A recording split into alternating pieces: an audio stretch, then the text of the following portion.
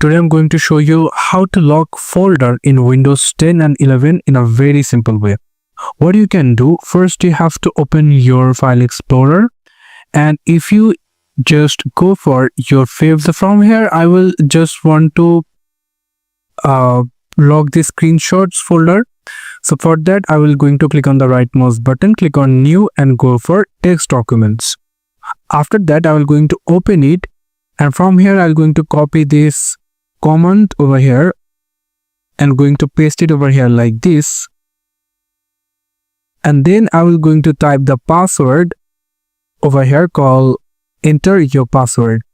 So I'm going to give the password over here,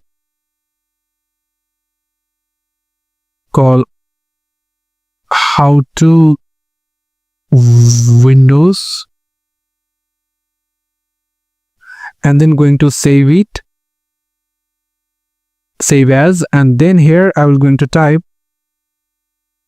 locked folder .bat, and then going to save as type as all file and click save.